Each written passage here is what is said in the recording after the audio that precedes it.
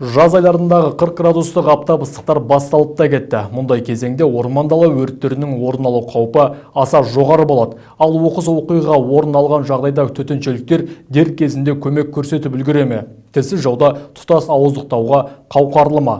Техника мен мамандар сақадай сай болғанмен өрт сөндіру көлігін сумен қамтамасыз ететін гидранттардың қазіргі жағдайы қандай деңгейде? Бұл туралы төтенше жағдайлар бөлімінде өткен жиында талқыланды.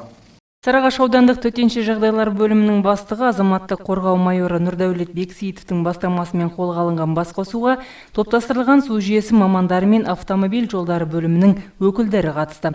Негізгі талқыланған мәселе өрт сөндіру көліктерін дер кезінде сумен қамтамасыз ету жайы, яғни төтенше жағдай орын алғандығы туралы хабарлама бөлімге түскен сәтте сала мамандары тез арада тілсіз жауды ауыздықтауға кірісуі шарт. Ол үшін ең алдымен апатты аймаққа жақын маңдағы су гидранттары өз деңгейінде жұмыс істеп тұруы қажет дейді бөлім басшысы. Бүгінгі жиыннан көзделген мақсат та осы, яғни су қоймаларының талапқа сай болуы. Сарыағаш топтық су жүйесі өндірістік бөлімшесінің теңгерімдегі Сарыағаш ауданы аумағында орналасқан өрт гидранттары жағдайы туралы талқыланды.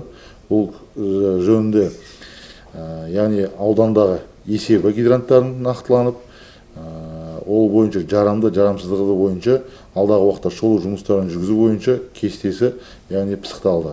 Бұл жерде айта кететініміз өрт гидранттары бойынша бізде мәліметтерге сәйкес, есепке сәйкес былтырғы жылы 193 гидрант болатын. Биылғы жылы қабылдаудан өткен гидранттардың мәліметін бізге толыққанды есебін беріп отыр.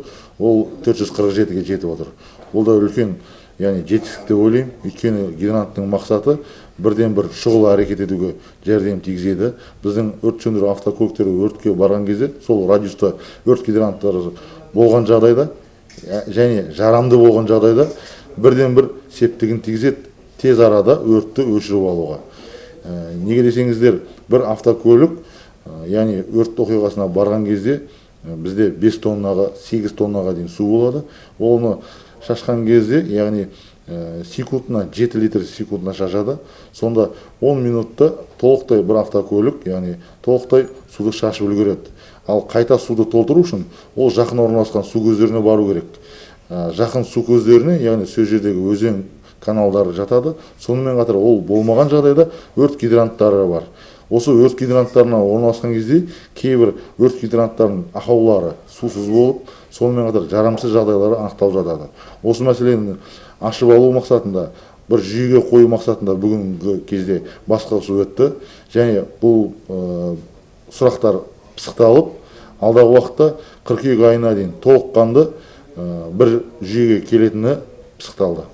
Ал Нұра топтық су құбыры республикалық мемлекеттік кәсіпорны оңтүстік ауыз су филиалы Сарыағаш топтастырылған су жүйесі өндірістік бөлімшесінің басшысы Данабек Қоныспаев су құбырларының бойымен орнатылған өртке қарсы су алу крандарының тұрақты жұмыс істеуі үшін олар тапсырылар сәтте комиссия құрамында төтенше жағдайлар саласының мамандары да қатысуы шарт. Талапқа сай болған кезде ғана объекті қабылдану қажет деп есептейді. 56 суда гидрант болатын болса, соның бір 30-ы цифрға сура келсе, это не наша вина. Потому что біз өйрге қолға жоқ, бірақ ғалымжадар қабылдаған кезде мен олар көрген қалай қабылдаған. ГАСКы келді, СЭС келді, аудандық және ЖКХ, құрылыс бөлімінің басшылары, комиссиялар құрамында сіздер бар едіңіздер. Біздер единственный как отслуживающий, бізге өстетін, біз как отслуживающий мекеме ретінде, біз оны қолғанасақ та сол қалай қабылдаққа көріп жүргенбіз. Сол үшін дұрыс барамай дұрыс айтады. Біз оны алдық, бірақ есть такие, оның біраз істелді, қаланың өзінде сондай цифрлық центрлер сұрайтындары бар. Бізге берілген мәліметтерге сүйенсек, өрт сөндіруге керекті сұйықтық алуға болатын су алу бақаншаларының саны Сарыағаш ауданының аумағындағы 17 елді мекенде 447-ні құрайды, ал қалада 193 гидрант бар. Соның 15-і асфальттың астында қалып қойған, яғни су қазандықтары жарамсыз күйде деген сөз. Одан басқа қаншасында судың қысымы әлсіз, тіпті талапқа сай емес. Мұның бәрі төтеншеліктерге су тапшылығын туғызады. Сәйкесінше, оқыс жағдайды тез арада жоюға кері әсерін тигізуі әбден мүмкін. Нағим Абдрахым, Ерлан Сәрсенбеков, Сәт телеарнасының жаңалықтар қызметі.